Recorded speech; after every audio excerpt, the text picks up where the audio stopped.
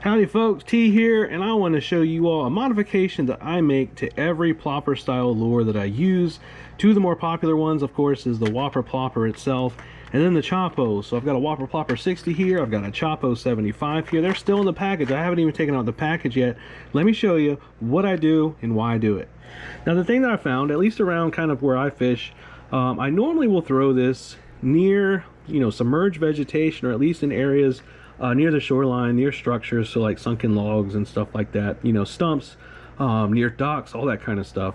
And what I found is sometimes I'll make a long cast, it'll land in the water, and as I retrieve it, something will foul up that prop. So like a pine needle, grass under the water that I didn't see, a leaf, or just something along those lines. And once that prop gets stuck, it no longer turns, and then this thing, the whole thing, just starts spinning and twirling toward me, and it twists the living hell out of my line.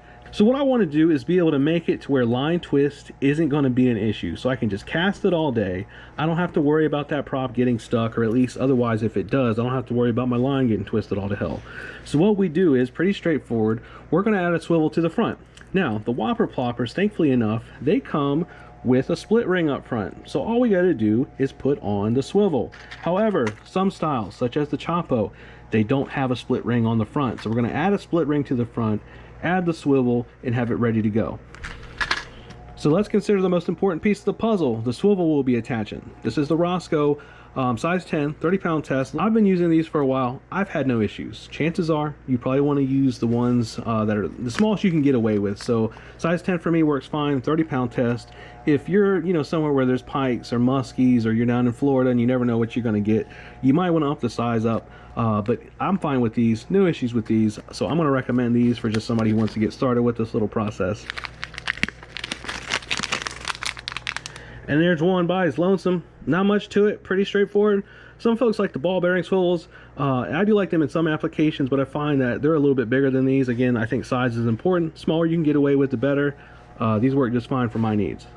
Alright, so we're just going to use the split ring that came with the plop. We got the pliers right here. Of course, you don't have to use split ring pliers, but they tend to make life a lot easier. So if you can get some, if you don't have them, not a bad idea. So we'll just thread on the old swivel. Nothing much to it, no fancy theatrics. So there it is, not much to it. Swivel on the front, attached to the split ring. Now we'll just tie it to the swivel when we go to throw it.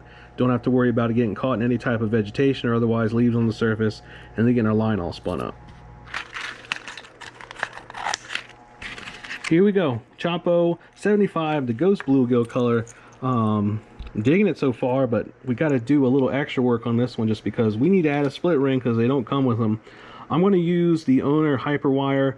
This is a size 2. I would say either a 2 or a 3 would probably be the best fit for this purpose. I generally find it easier to put the swivel on first, so we'll get that on the split ring, then we'll go over to the lure and get hooked up on there. Ow! There it is, swivel added to the split ring, then the split ring was added to the front tie there on the Chopo. It's ready to roll, and it ain't gonna spin my line all to hell. And that's all there is to it, folks. We got some plop style baits, we put swivels on the front, added split rings if we need to, but now we're able to throw these without worrying about getting our line all twisted up, and that's a good thing. As usual, now as always, I appreciate y'all watching. Quickest way to support the channel is hit that like and subscribe if you haven't. I'll see you on the next one.